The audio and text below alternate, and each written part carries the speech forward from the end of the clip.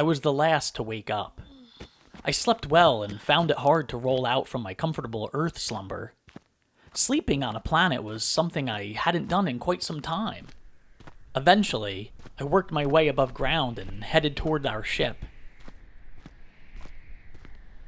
The female Earthling stood atop our massive vessel, loading supplies into the hatch.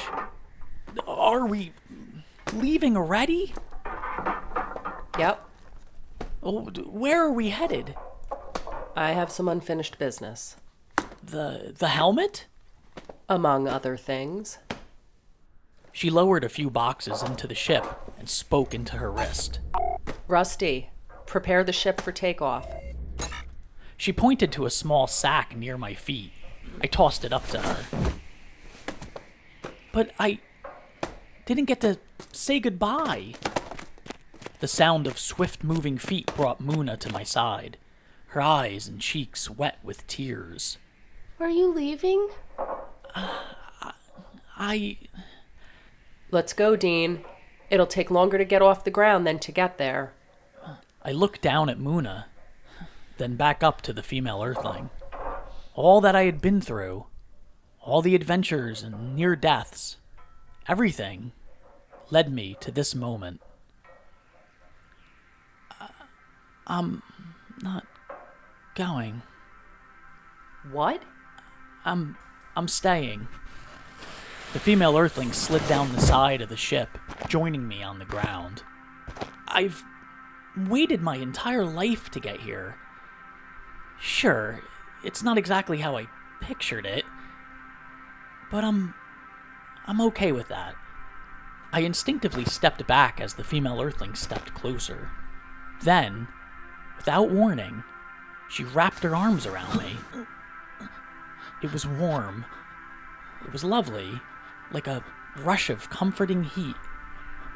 I held her tightly, never wanting to let go.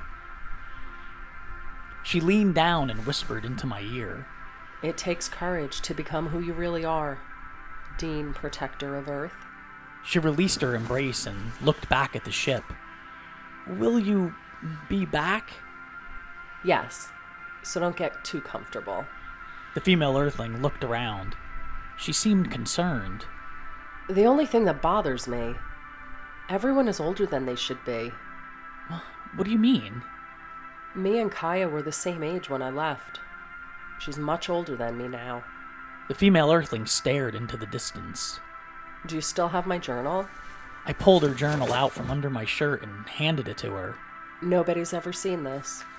She swiped her hand across the gears in the journal's cover, revealing a secret compartment. Inside lay several torn and battered pieces of paper. She gathered them up and handed them to me. Take care of these. They're most likely the only true records of what happened before the disaster. I gently placed her disheveled pages in between the pages of my own journal. I promised to look after them. I know you will. Will you say goodbye to Rusty for me? No. I'll tell him you'll see him later. I lowered my head, sad to say goodbye, but the female Earthling raised my head with a gentle gloved finger to my forehead. This isn't goodbye, Dean. I'll be back.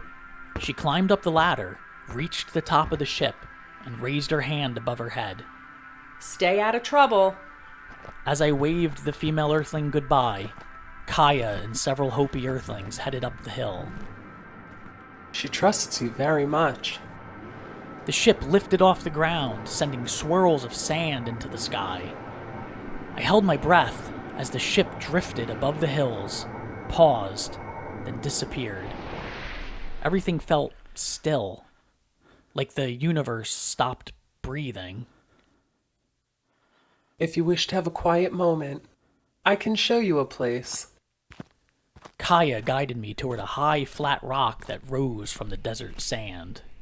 You can make your way to the top from here. Take all the time you need. She motioned to leave, then paused. What worries you, Dean? I'm not sure. I suppose a mix of excitement and doubt, with a dash of sadness. A slight whistle drew our attention to the sky. I spotted the last speck of the female Earthling ship as it sped across the low sun, then faded from sight. She told me how you stopped evil from finding its way here. We all did. I scanned the distant desert. It seemed to go on forever. I must admit, I'm a bit disappointed.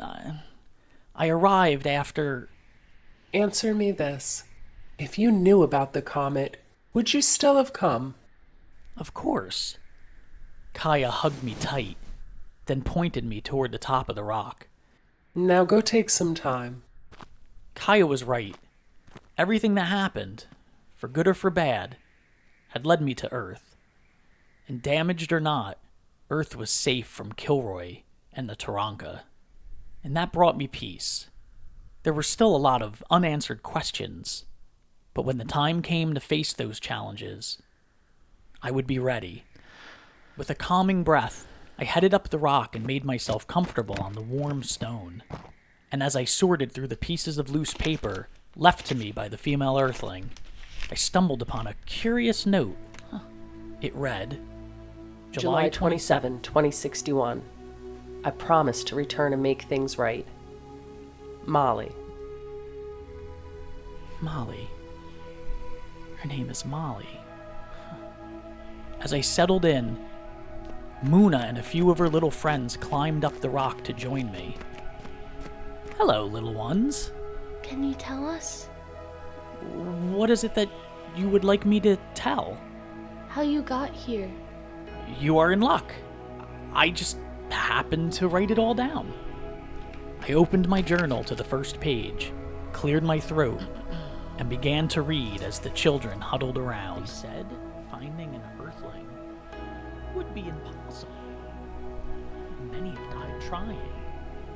But after 219 days, I, Dean Kilmer, Hero 143 of the planet Terra, finally made contact with a female Earthling.